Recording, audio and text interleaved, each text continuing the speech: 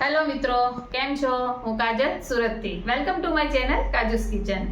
તો આજની રેસીપી છે આપણે દૂધમાંથી બનાવવાના પેંડા. તે પણ ફક્ત 2 જ વસ્તુથી તૈયાર થશે, એ પણ એકદમ સિમ્પલ અને ઇઝી ટ્રીક સાથે. આ પેંડાને તમે રક્ષાબંધન, નવરાત્રી, જન્માષ્ટમી, દિવાળી અને ઉપવાસમાં પણ લઈ શકશો. તો ચાલો બનાવવાનું શરૂ કરીએ.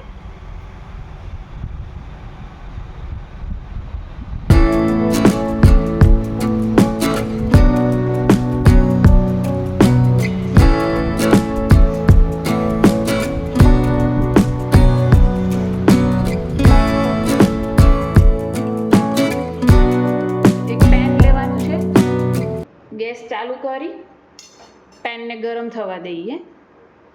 ગરમ થઈ એટલે તેમાં હું 1.5 લીટર દૂધ લેઉં છું.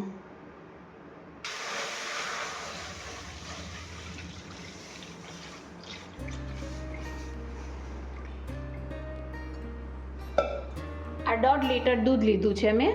હવે આ દૂધને ગરમ થવા દેવાનું છે થોડુંક, અને ઉફાળ આવવા દેવાની છે. દૂધમાં ઉફાળ આવવા લાગી છે.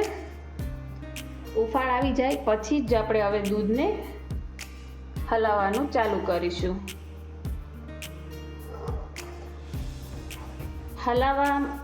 હલાવતા પહેલાં ગેસની ફ્લેમ મીડિયમ રાખવાની છે. ધીમી પણ નથી રાખવાની અને ફૂલ પણ નથી રાખવાની. મીડિયમ ફ્લેમ પર ધીમે ધીમે આ રીતે દૂધને હલાવીશું.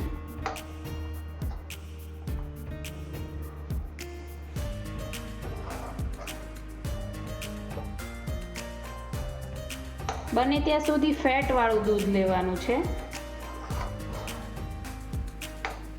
મેં અહીંયા અમૂલની ગોલ્ડ યુઝ કરેલી છે.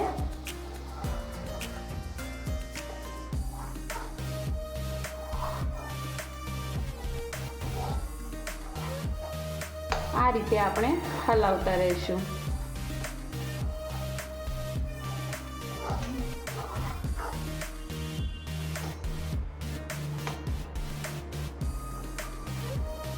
આ રીતે દૂધને સતત હલાવતા રહેવાનું છે. સતત કન્ટિન્યુ હલાવતા રહેશું એટલે દૂધ ધીમે ધીમે માવામાં કન્વર્ટ થઈ જશે. આશરે પેંડા બનાવવા માટે 1 કલાક જેવું તો લાગશે જ, કેમ કે દૂધ ઉકળતા અને ત્યાં સુધી માવો બનતા 45 મિનિટ જેવું તો લાગે.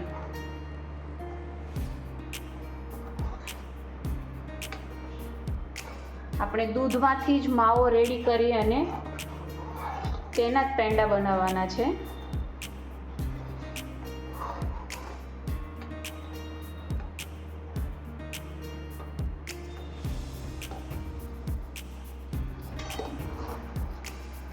આ રીતે કન્ટિન્યુ દૂધને હલાવતા રહેવાનું છે. કન્ટિન્યુ એટલા માટે હલાવતા રહેવાનું છે કેમ કે પેનના તળિયે ચોંટી ના જાય.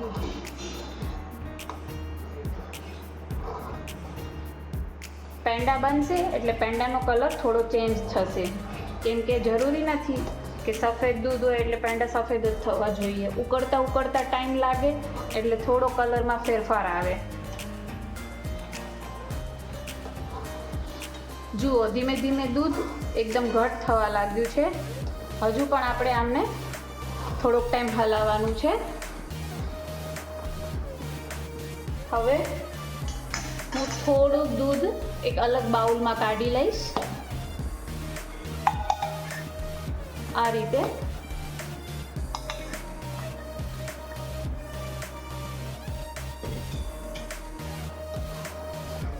દૂધ એટલું મસ્ત ઘટ થઈ ગયું છે કે તમે આમની રબડી પણ બનાવી શકો.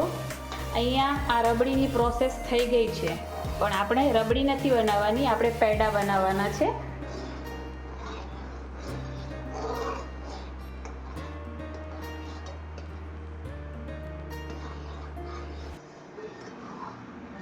દૂધ એકદમ સરસ રીતે ઘટ થઈ ગયું છે, જોઈ શકો છો. હવે આપણે તેમાં પેલું થોડું ગરમ દૂધ અલગ કાઢેલું તે એડ કરી દઈશું અને ફરી કન્ટિન્યુ હલાવતા રહેવાનું છે. આ એટલા માટે કર્યું છે કેમ કે થોડુંક જાડું અને પતલું દૂધ ફરી એકવાર વધારે પડતું હલાવશું અને શેકાશે દૂધ એટલે એકદમ સરસ કણી કણી માવો બની જશે.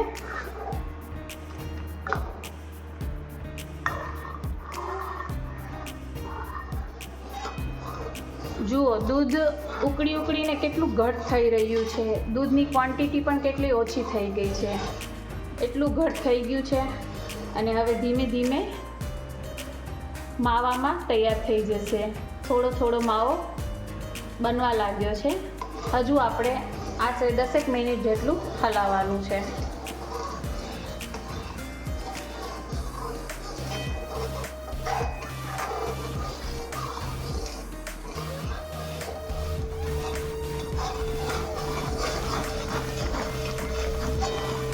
તો જુઓ કેટલું દૂધ ઘટ થઈ અને માવો તૈયાર થઈ ગયો છે. હજુ 2 થી 3 મિનિટ માટે હલાવી લઈએ એટલે એકદમ ઘટ થઈ જાય.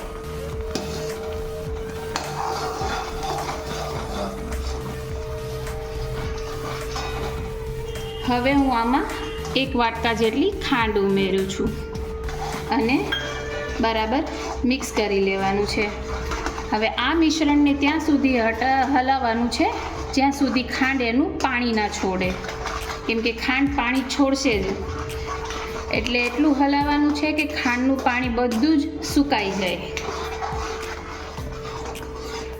આ રીતે હજુ 10 મિનિટ માટે હલાવવાનું છે એટલે ખાંડ અને દૂધનું મિશ્રણ એક રસ થઈ જાય.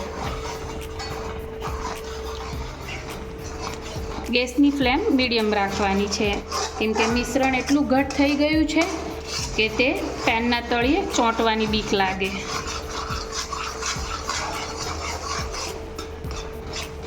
જુઓ આપણે એટલું ઘટ કરવાનું છે કે પેંડા વળવા જોઈએ. તો જુઓ બસ હવે થોડોક જ ટાઈમ છે મિશ્રણ ઘટ થવામાં અને હવે હું આમાં 3 થી 4 ચમચી જેટલું ઘી ઉમેરીશ અને આ રીતે મિક્સ કરી લઈશ. મિશ્રણ ઘટ થાય ત્યાં સુધી હલાવતા રહેવાનું છે.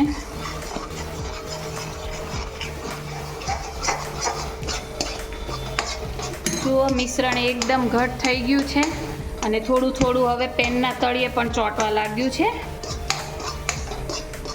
તો ગેસની ફ્લેમ એકદમ ધીમી કરી દઈશું. જોઈ શકો છો તમે મિશ્રણને એકદમ ખોયા ખસ્તા ક્રીમી અને કણી કણી માવો તૈયાર થયો છે. તો તૈયાર થઈ ગયા છે માવો બનીને. તો જોઈ શકો છો બધું જ એકદમ સરસ રીતે સુકાઈ ગયું છે. હવે આપણે આને એક પ્લેટમાં કાઢી લઈએ. મિશ્રણને આ રીતે થાળીમાં નીકાળી લઈએ.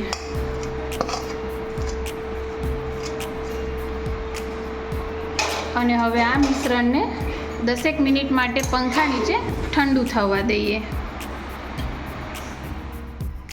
મિશ્રણ ઠંડુ થઈ ગયું છે તો તમે જોઈ શકો છો પેંડા વળે એ રીતનું થઈ ગયું છે મિશ્રણ. તો હવે આપણે જેવો શેપ આપવો હોય એ શેપમાં આપણે પેંડા બનાવી લઈશું. આ રીતે રાઉન્ડ કરી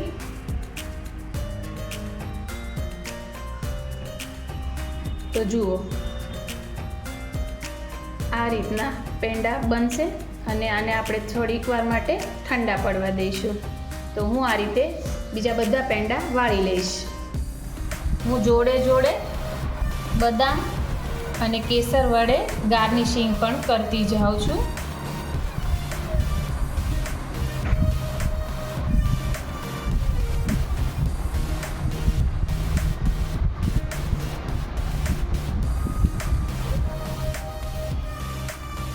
તો તૈયાર છે દૂધમાંથી બનાવેલા પેંડા.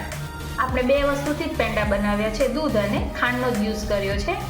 અને અહીંયા ગાર્નિશિંગ માટે મેં બદામ અને કેસરનો ઉપયોગ કર્યો છે. તમે કોઈ પણ વસ્તુ ગાર્નિશિંગ માટે લઈ શકો છો. તો મિત્રો, તમને મારી રેસીપી વિડીયો પસંદ આવ્યો હોય તો વિડીયોને લાઈક કરો અને ચેનલને સબસ્ક્રાઈબ કરો. અને ફરી મળીશું આપણે એક નવી રેસીપી સાથે.